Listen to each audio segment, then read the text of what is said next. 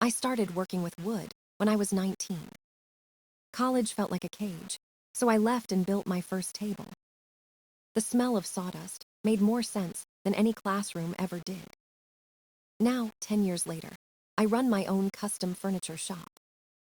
It's small, but every inch of it feels like mine.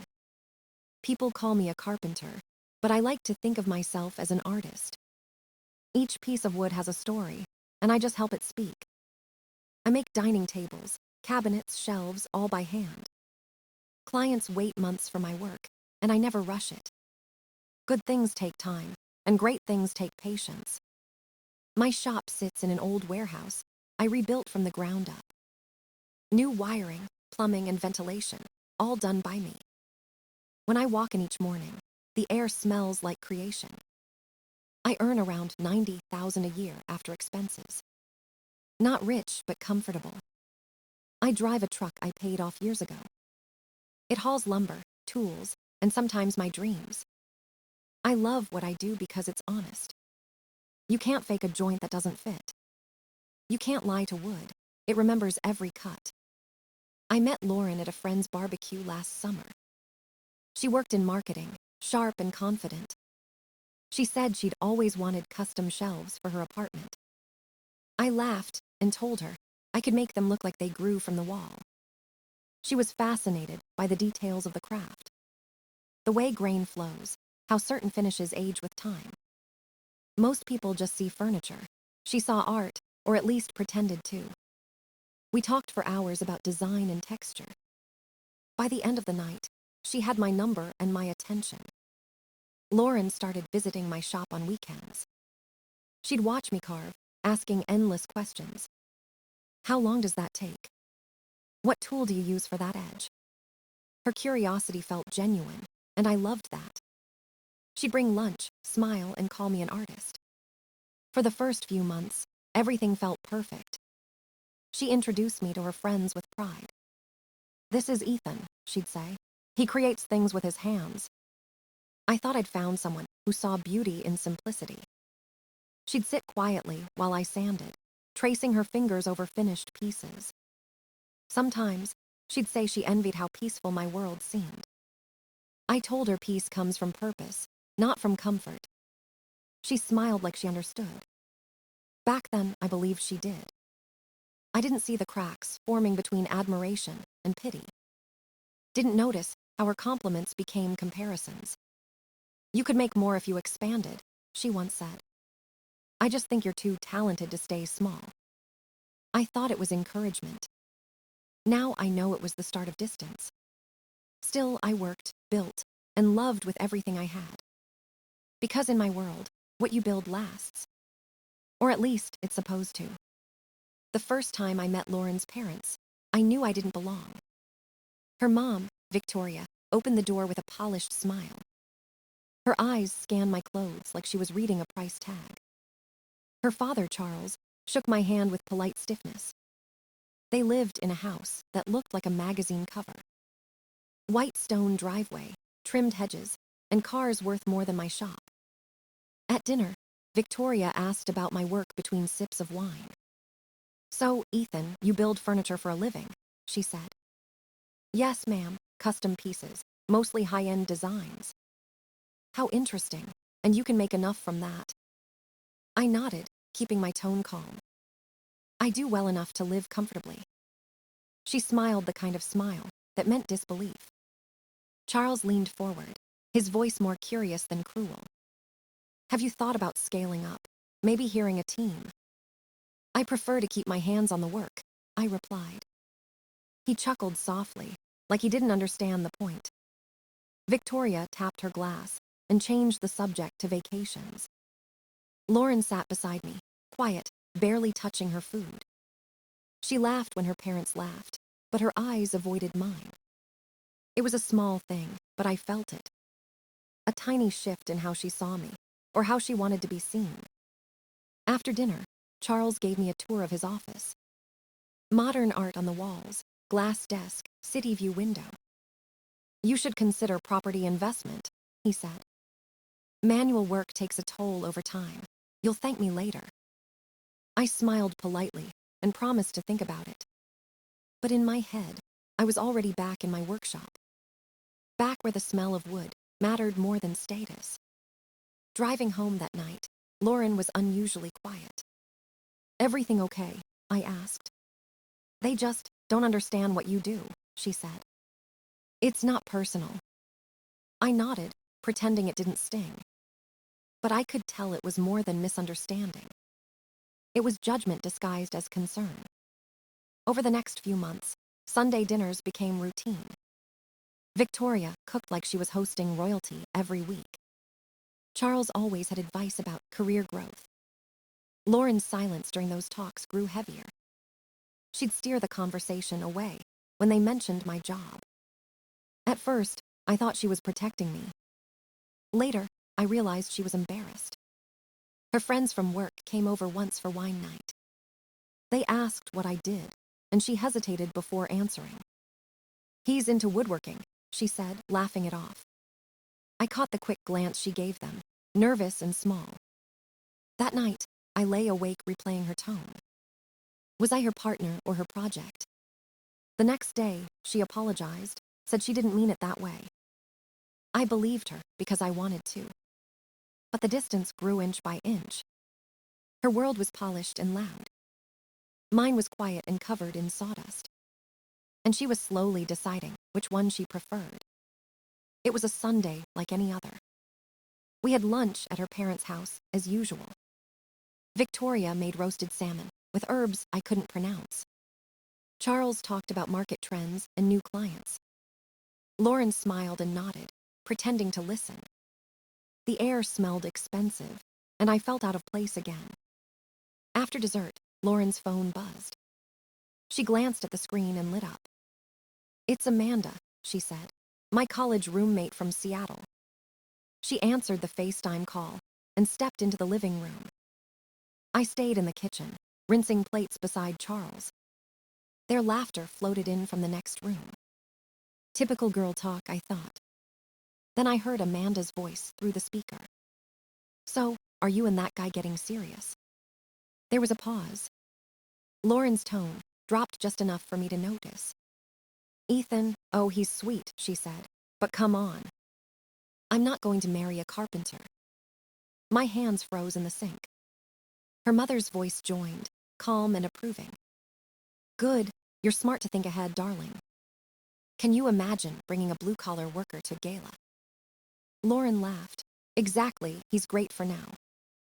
Helps me move furniture, fixes stuff, that kind of thing. But I need someone real, someone with ambition." My chest tightened, but my mind was silent.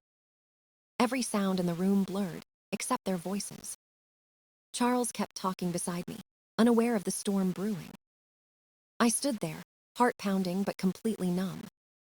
14 months of shared memories collapsed in seconds. She wasn't my partner. I was her convenience. The handyman boyfriend who filled a temporary gap. Her laughter echoed again, sharp and cold. I dried my hands and took my jacket. Charles looked up, heading out already. "Early meeting tomorrow," I said quietly. I walked through the back door, past the neatly trimmed garden. The air outside was heavy, but cleaner than that house. I didn't say goodbye. Didn't look back. Driving home, I kept replaying her words. Lowly carpenter, temporary, embarrassing. I thought I'd feel angry, but all I felt was clarity. It was like fog lifting after a long storm. Every subtle glance, every hesitation now made sense. She'd been shaping me into something she could show off. Not someone she actually loved. When I reached my apartment, I sat in silence. The phone buzzed with missed calls I didn't answer. I walked to my workbench and ran my hand over the wood. At least it never lied to me. At least it respected the effort I gave. That night, I decided something final. No confrontation, no drama. Just quiet distance, and the truth I'd already heard. I'd build my future out of strength, not apology. And she would never hear my voice again. The next morning, I woke before sunrise. The shop was cold, silent, and comforting. I brewed coffee, opened the doors, and started sanding a walnut table. The rhythm of the sander drowned out every thought of her. By noon, my phone had 40 missed calls. Lauren, her mother, even her best friend. I didn't answer any of them. I didn't owe an explanation to people who mocked my worth. That night, she texted, "Where did you go? Are you okay?" I typed, deleted, and finally replied, "I'm fine, just busy." She said she missed me. I ignored it and kept working until midnight. The smell of oil finish filled the air like therapy. Each layer of polish felt like sealing away old wounds. Tuesday came, and I started packing my things from her apartment. A small toolbox, a drill, a level, a set of wrenches. All the tools I'd left behind to fix her world. Every item had a memory attached. The screwdriver I used to tighten her towel rack. The pliers from when I fixed her sink. The stud finder I bought to mount her TV. I put them in a box without hesitation. It felt like reclaiming pieces of myself. By the time I left, her apartment looked untouched by me. Like I was never part of it. Wednesday, I called my bank and insurance company. Removed her name from every emergency contact. She'd been listed for almost a year. Now, she was just another number in my call history. When the clerk asked if everything was okay, I said yes. But it wasn't okay. It was necessary. Thursday, I worked nonstop. Clients came and went, orders shipped, payments cleared. Work had become my anchor. At night, I lay on my couch, staring at the ceiling. Silence didn't hurt anymore. It felt earned. Friday morning, Victoria called me for the first time. Her tone was sugar-coated, unnatural. "Ethan, sweetheart, what happened between you and Lauren?" "Nothing serious," I said. "We just want you at dinner this weekend." "I'll be busy from now on," I replied. She hesitated.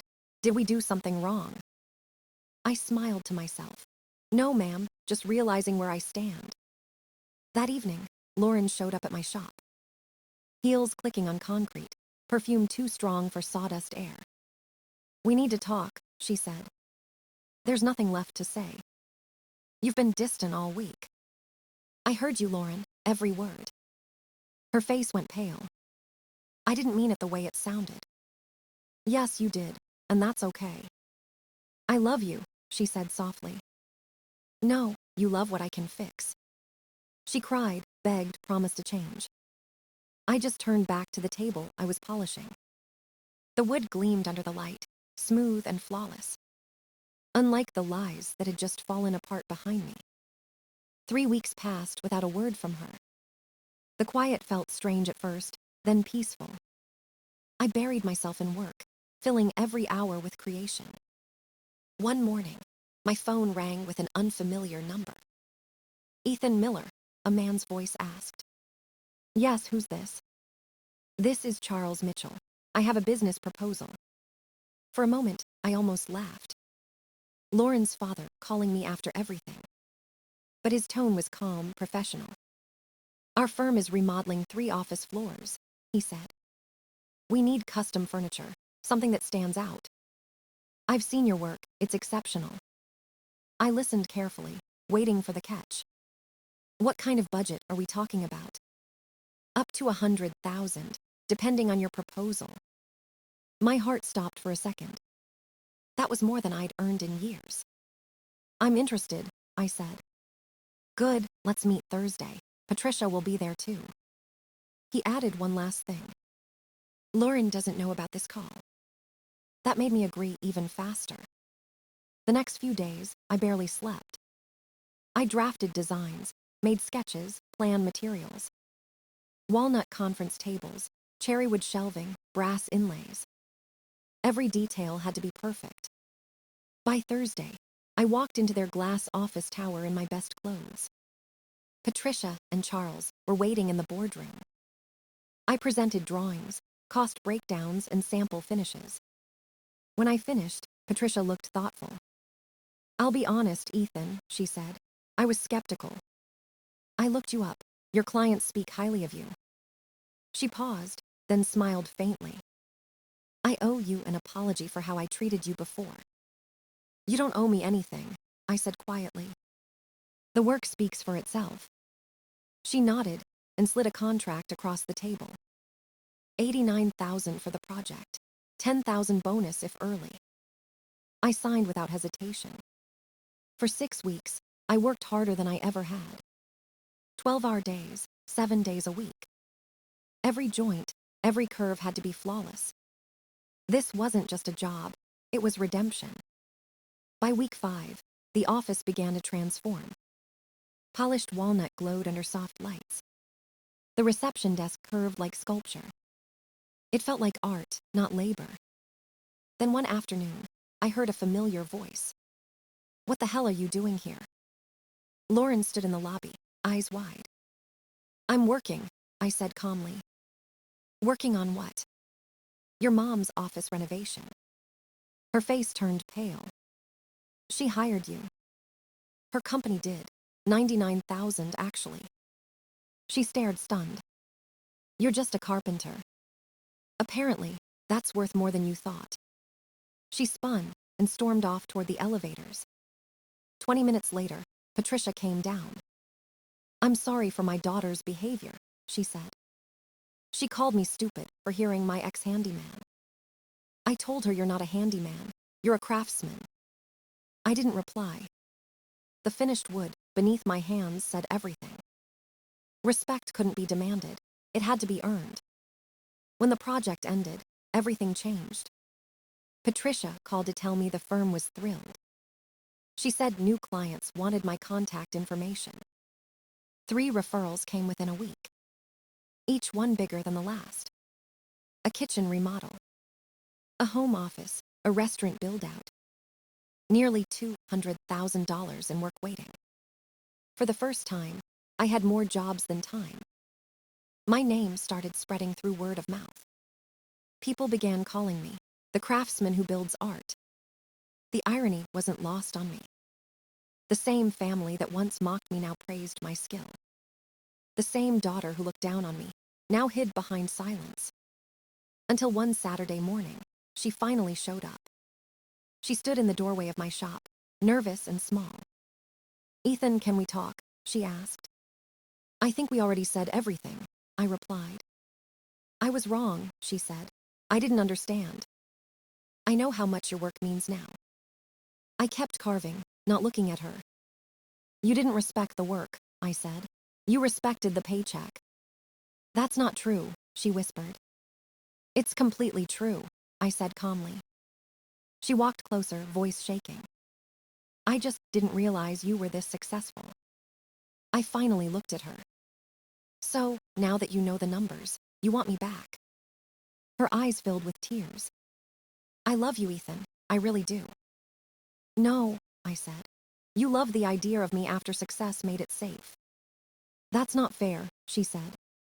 Fair would have been you standing beside me before all this. She cried harder, trying to hold my hand. I can change. I can be better. I want to try again. You want comfort, not love, I said. You want validation. I want you, she insisted. You want the version of me that fits your world. I'll invest in your business, she said desperately. I have savings. We can expand together. I shook my head. I don't need your money. I built this without you. Silence filled the shop. Only the hum of the tools cut through it. She looked around at the polished tables, the cabinets, the art. Everything you've done, it's beautiful, she said softly. Yeah, I answered, and every piece came from pain you caused.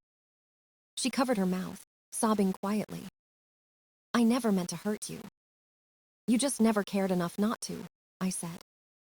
She stood there for a long time, waiting for forgiveness.